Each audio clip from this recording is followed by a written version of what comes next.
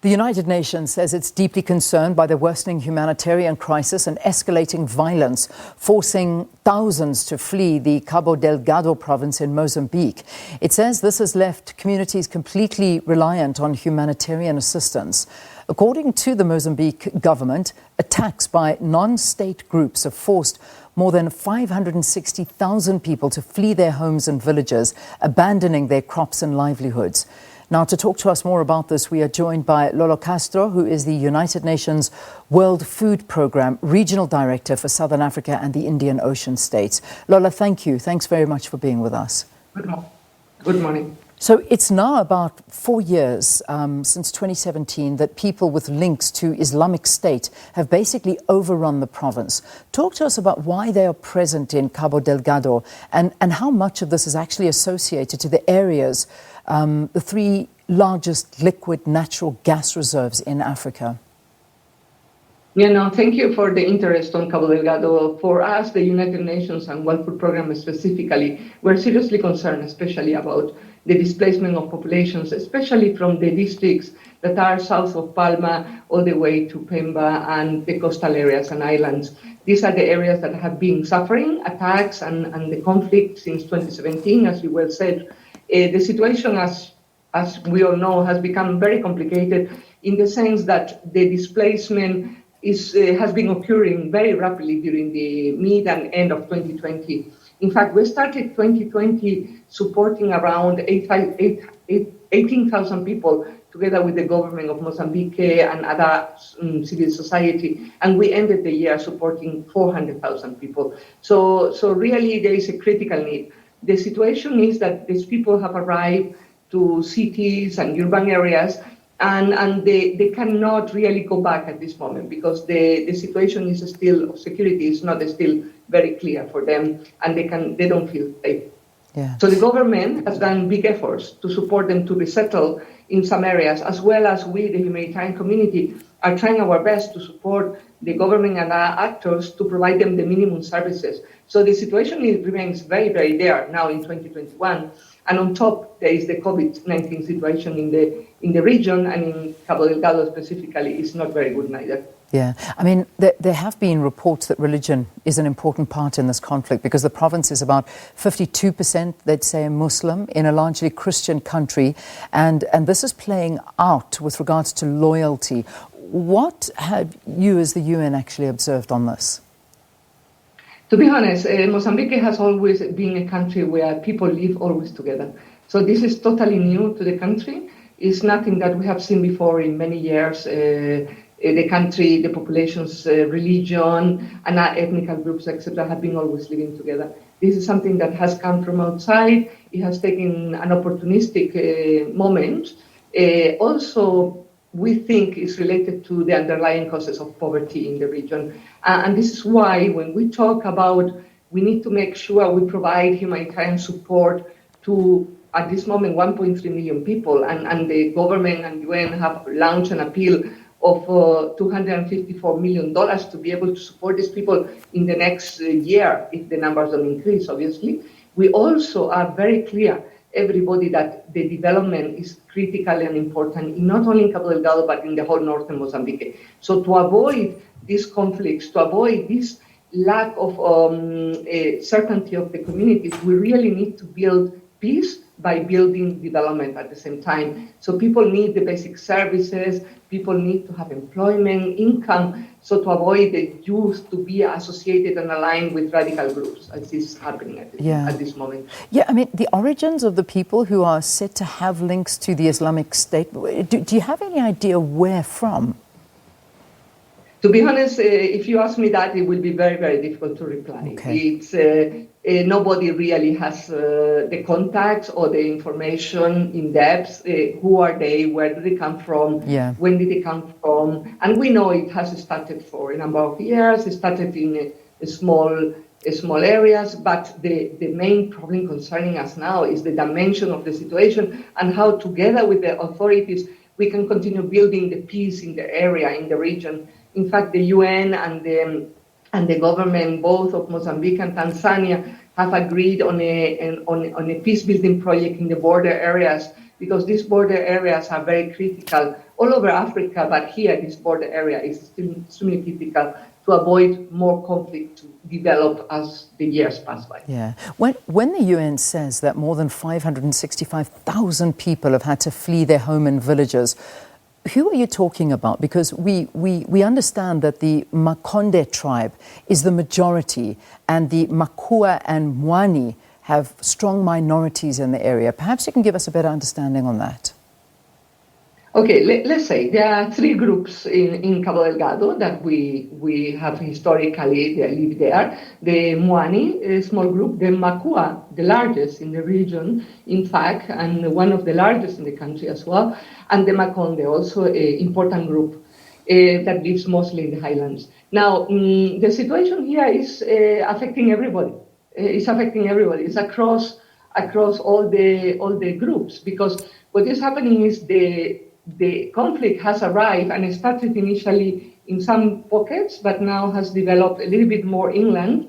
And we were in December with the regional directors and the government of Mozambique visiting three districts. I mean, the district of Pemba and two areas of Pemba, Yusina Machel and Paquitequeque, as well as Ankwabe and Chure districts in a bit more inland. And we found people of all ethnic groups, people of all dimensions. And these are mostly women and children and men, but less maybe men, elderly men. We saw a lot of them.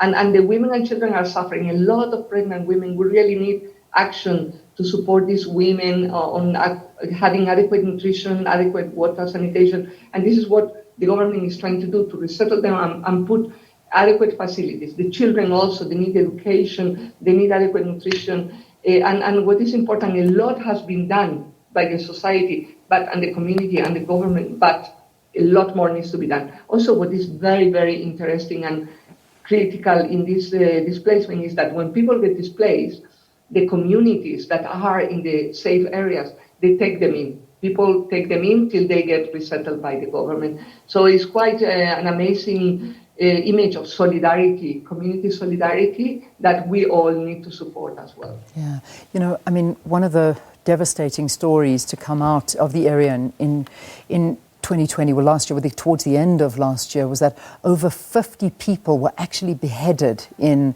Cabo Delgado. I mean, couple that with daily raids, humanitarian violations in the province, which is home to about 2.3 million people.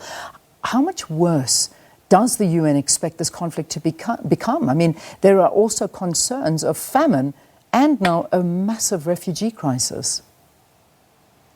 The situation is being very, very difficult for the population. When you talk to the displaced women and men, they really have suffered. They have seen atrocities where they come from.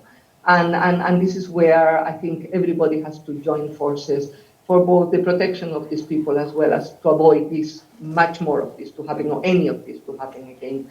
And I think we are all very much aligned, working with the local authorities, the central authorities, the civil society who has big roles, and the United Nations, to really try to know more, learn more, be with them, and establish protection. There are, for example, very important tools like a hotline where anybody who is suffering from any type of problems, they can call and they can inform, and there will be a tracking done between the government authorities and the United Nations and the civil society to see what happened and how this can be, these people can be supported. So that's working very well in Mozambique. It's called Linha Verde, and it's really have a very big impact in population being able to report and to inform and to be able to be supported. So we really hope this will stop as soon as possible. But at this moment, our critical task, especially now in the rains, when we know this province suffers from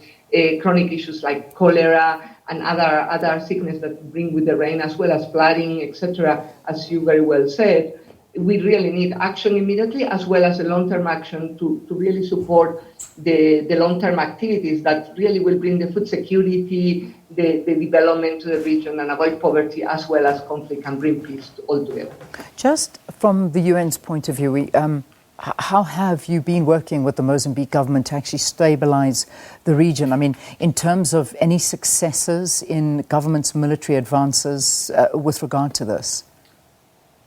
Look, we as World Food Program, obviously, we don't work with military, but what we work is basically with the government departments. I work with the civil society.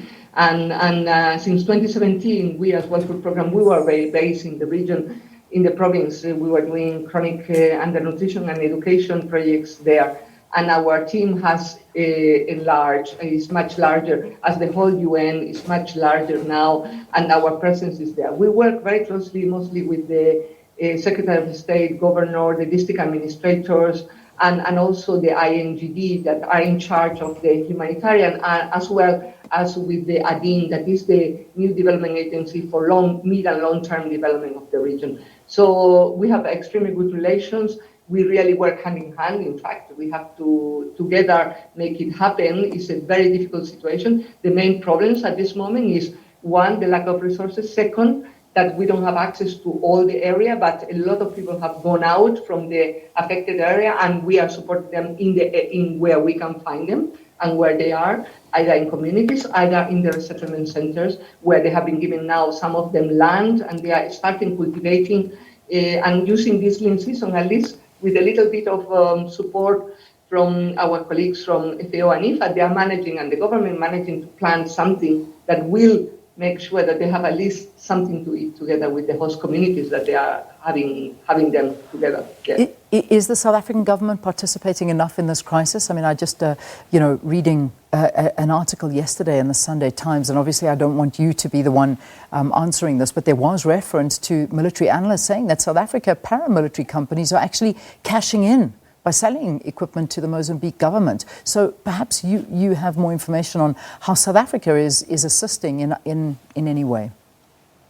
Look, to be honest, not on my really radar and what I do food security and nutrition. But we know, obviously, that the government of Mozambique has reached out to SADC, and they are in discussions to see how they can support. And we are following those discussions, as well as with the international community, who has both offered and be requested for some support. This we follow closely because we are all acting in the same area. Our main concern, as I tell you, is how do we meet every month the need of 500,000 people or more that need to eat, to have water, health, sanitation. This is unsheltered. This is our main concern now. And how do we look at these people to make sure that they don't deteriorate over the years if the conflict takes longer than it's taking now? Yeah, and we do respect your time, and thank you so much for updating us on the situation. Lola Castro. Thank you for having me. Absolute pleasure. Is, of course, from the United Nations World Food Programme, talking to us about that worsening humanitarian crisis and escalating violence, which is forcing thousands to flee from the Cabo Delgado province, that is in Mozambique. Quick break, headlines after this.